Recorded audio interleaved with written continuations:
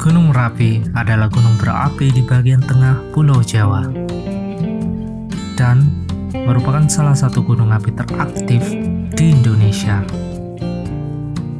Letak Gunung Merapi ini berdekatan dengan Gunung Merbabu. Benarkah? Di manakah itu? Secara administratif, lereng sisi selatan Gunung Merapi berada di Kabupaten Sleman, Daerah Istimewa Yogyakarta, dan sisanya berada di dalam wilayah Provinsi Jawa Tengah, yaitu Kabupaten Magelang di sisi barat, Kabupaten Boyolali di sisi utara dan timur, serta Kabupaten Klaten di sisi tenggara. Sedangkan Gunung Merbabu, lereng sebelah barat, berada di wilayah Kabupaten Magelang. Lereng sebelah timur dan selatan berada di wilayah Kabupaten Boyolali. Dan sebelah utara berada di wilayah Kabupaten Semarang, Jawa Tengah. Lalu, berapa ketinggian Gunung Merapi dan Merbabu? Kapan letusan terakhirnya? Tergolong jenis gunung apa? Dan secara geografis di mana letaknya? Eits, tunggu dulu. Mungkin untuk informasi mendetail tentang gunung-gunung tersebut akan saya ceritakan pada video cerita bergambar di lain kesempatan. Ya, kok gitu? Karena kali ini saya akan mengisahkan sebuah legenda tentang asal-usul Gunung Merapi dan Gunung Merbabu. Wah, sepertinya menarik. Baiklah, mari kita simak bersama-sama panggung kisahnya. Assalamualaikum warahmatullahi wabarakatuh. Selamat datang di channel RN Creation. Channel ini menyajikan beragam kisah melalui media cerita bergambar. Setelah kami pantau, banyak yang bertamu tapi lupa untuk berlangganan. Subscribe dan tekan loncengnya untuk membantu kami mengembangkan channel ini dengan menyajikan karya terbaik kami untuk kalian semua. Terima kasih.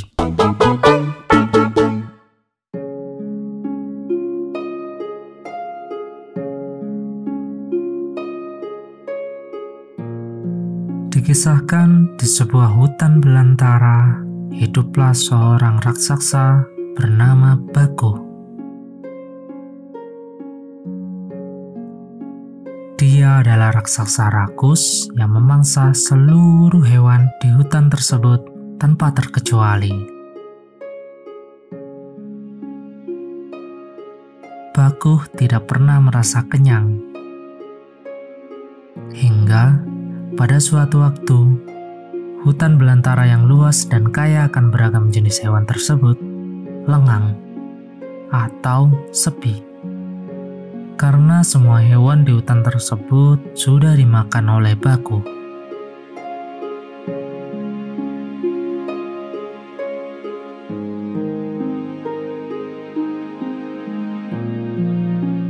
Merasa lapar dan tak kunjung mendapat makanan untuk mengisi perut rakusnya, akhirnya Baguh menuju perkampungan yang dihuni oleh manusia dengan peradaban yang sudah maju di zaman itu.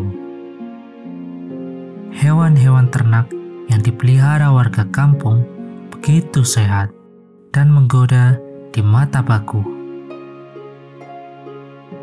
Bahkan manusia juga menjadi sasaran untuk memenuhi nafsu makannya.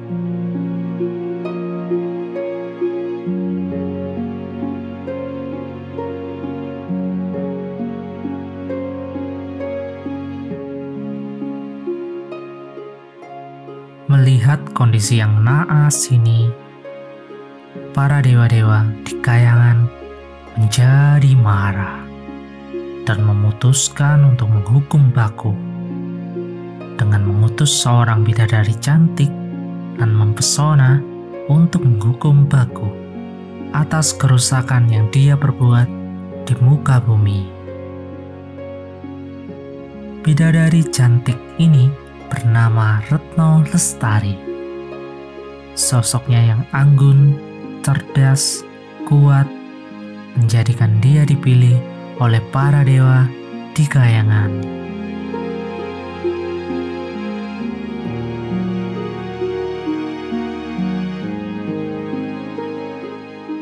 Saat sang bidadari sudah berada di bumi, ia langsung mendekati Baku.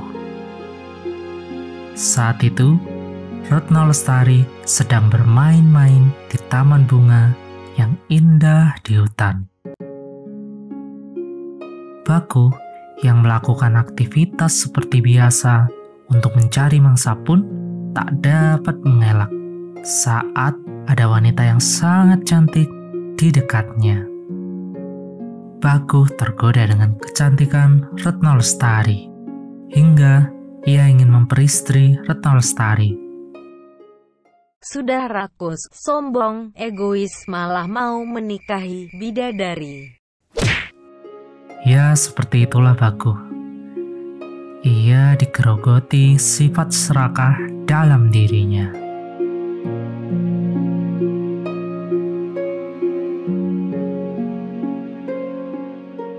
Seperti yang dilakukan wanita zaman sekarang saat menolak lelaki yang ia anggap tak pantas meminangnya, Retno Lestari berkata, "Kamu terlalu baik buat aku." Begitulah kira-kira Retno merasa Baku hanya ingin memuaskan keinginannya untuk menjadikan Retno Lestari sebagai istri, bukan untuk membangun keluarga bahagia yang diidam-idamkan oleh selayaknya sepasang kekasih. Walau begitu, Baku tidak menyerah begitu saja. Ia menawarkan untuk mengabulkan apapun permintaan Retno Lestari, asalkan dia mau menjadi istri Baku. Karena memang Retno Lestari ditugaskan para dewa untuk menghukum Baku, dan Baku pun sudah terpikat oleh kecantikan Retno Lestari, maka ia tak begitu saja melepas kesempatan untuk menjebak Baku. Retno Lestari mengatakan bahwa ia mau menikahi Baku asalkan Baku mau membantunya mengambilkan mega yang berawan kemerah-merahan yang ada di langit sebagai syarat diterimanya Baku menjadi suami Retno Lestari. Namun saat Baku hendak mengambil mega berawan kemerah-merahan tersebut, Retno Lestari melarangnya. "Loh, tadi katanya minta tolong diambilkan, Baku. Kenapa sekarang dilarang?"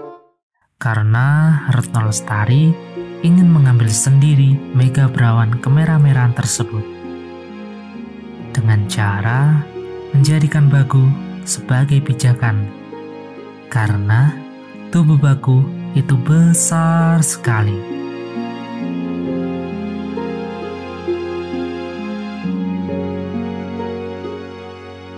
Sang raksasa bertubuh super besar ini menuruti keinginan Retno Lestari.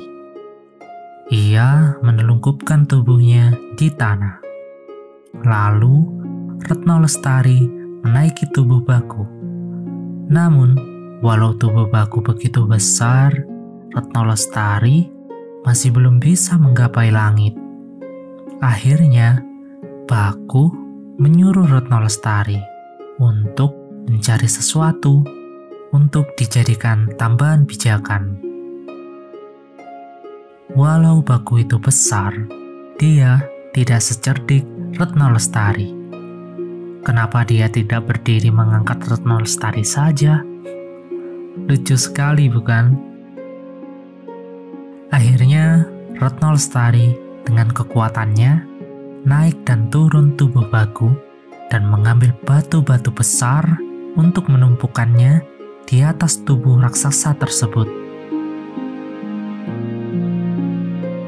Lama-kelamaan, batu-batu tersebut semakin tinggi dan menutupi seluruh tubuh raksasa Baku, hingga Baku tidak bisa lagi menggerakkan tubuhnya.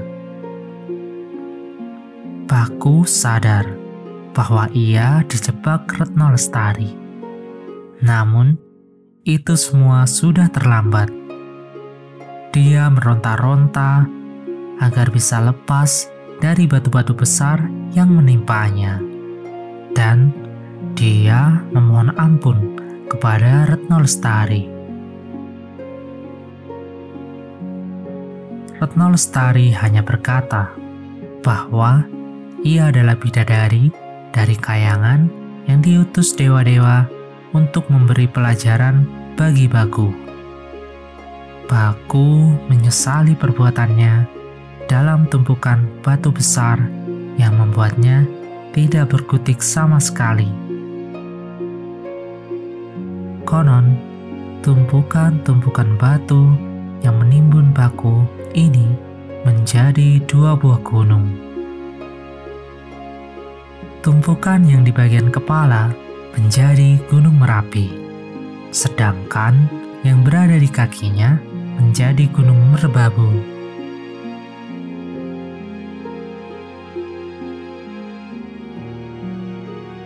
Terlepas dari keaslian cerita ini, kisah Retno Lestari dan raksasa Bagu ini memberikan pelajaran hidup yang sangat berharga bagi kita semua, bahwa kekuatan akal dan kecerdasan berpikir dapat mengalahkan kekuatan fisik yang tidak didasari dengan pikiran sebelum bertindak. Tentu saja, setiap manusia di bumi diciptakan dengan kelemahan dan kelebihan masing-masing. Tinggal kita sendiri mau memanfaatkan pemberian Tuhan ini dengan sebaik-baiknya atau tidak. Sekian dari saya. Mohon maaf atas segala kesalahan yang sengaja ataupun tidak sengaja yang saya perbuat. Sampai jumpa di cerita bergambar selanjutnya. Saya akan menceritakan beragam kisah yang menarik, baik itu kisah fantasi, kisah yang menginspirasi, misteri, ataupun horor. Kisah-kisah tersebut dapat kamu pilih sesuai keinginanmu di halaman playlist channel ini. Jadi, tunggu apa lagi? Like, comment, share, and subscribe, serta bunyikan loncengnya untuk mendukung channel ini memberikan karya-karya terbaiknya untuk kalian semua. Terima kasih. Assalamualaikum warahmatullahi wabarakatuh.